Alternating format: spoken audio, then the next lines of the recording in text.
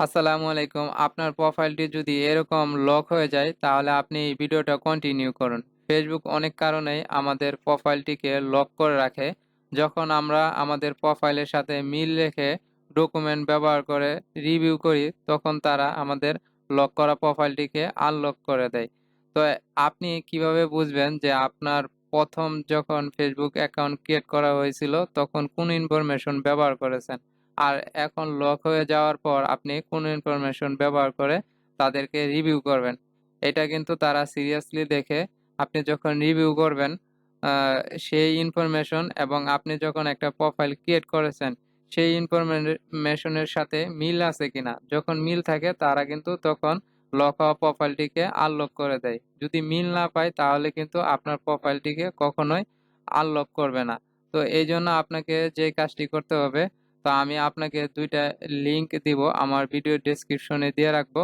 তো আপনি সেইখানে ক্লিক করে তো এরকম একটা অপশনে চলে আসবেন। আপনি চাইলে এটা পিসির মাধ্যমেও করতে পারবেন, মোবাইলের মাধ্যমেও করতে পারবেন। তো মোবাইল ভার্সনটা হলো এইটা যে mobile.facebook.com help contact। তো এই লিংকটা আমি আমার ভিডিও ডেসক্রিপশনে দিয়ে দিব। তো আপনি সেইখানে ক্লিক করে এরকম একটা ইন্টারফেসে আসবেন।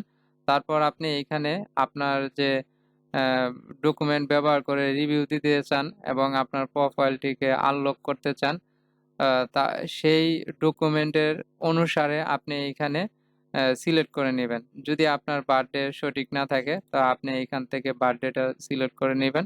তারপরে আপনার এইখানে তারিখ দিবেন, তারপর আপনার ডেটটা দিবেন, তারপর আপনি কি কারণে দিতে চান, আগের যে ইনফরমেশন এইগুলা যদি ভুল থাকে বা কোনো সমস্যা থাকে এগুলো কিন্তু অনেক রিজন আছে। আপনি এই রিজনগুলা সিলেক্ট করে দিবেন।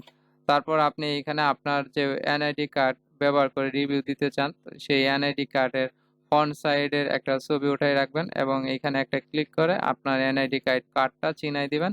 তারপর আপনি সেন্ড এ ক্লিক করবেন। ১ম এ আপনি এই কাজটা করে তারপর আপনি রিভিউ দিবেন। তারপর আরেকটা লিঙ্ক আছে, আপনি এই লিঙ্কেও আসবেন। আসার পর আপনি এখানে আপনার যদি এনআইডি কার্ড দিয়ে রিভিউ দিতে চান তাহলে এনআইডি কার্ডে যে নামটা থাকবে ঠিক সেইরকম নামটা আপনি এখানে লিখে দিবেন। যদি আপনার ফার্স্ট নেমের পরে মিডল নেম থাকে মিডল নেম দিবেন। আর যদি লাস্ট নেম থাকে তো লাস্ট নেমটা দিবেন। যেমন ধরেন এইখানে আমি আবু তাহের নাম।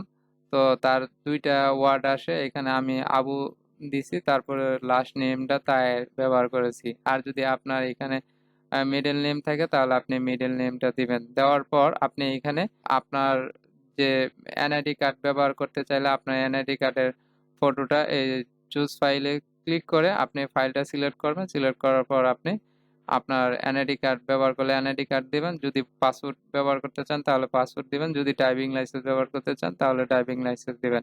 তারপর এইখানে আপনি আপনার একটা জিমেইল দিবেন। তো জিমেইল দেওয়ার পর আপনি সাবমিট করবেন।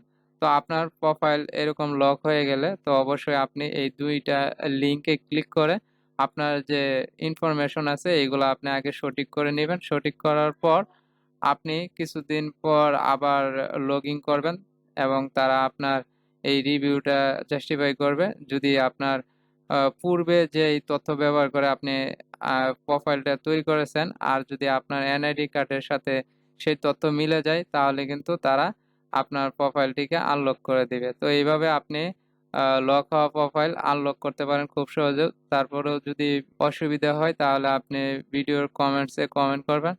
তো ওইখানে আমি আপনাকে রিপ্লাই দেওয়ার চেষ্টা করব। তো আজকে এ পর্যন্তই। সকলের সুস্বাস্থ্য কামনা করে এখানেই শেষ করছি। আসসালামু আলাইকুম রহমতুল্লাহি ওয়া বারাকাতুহু।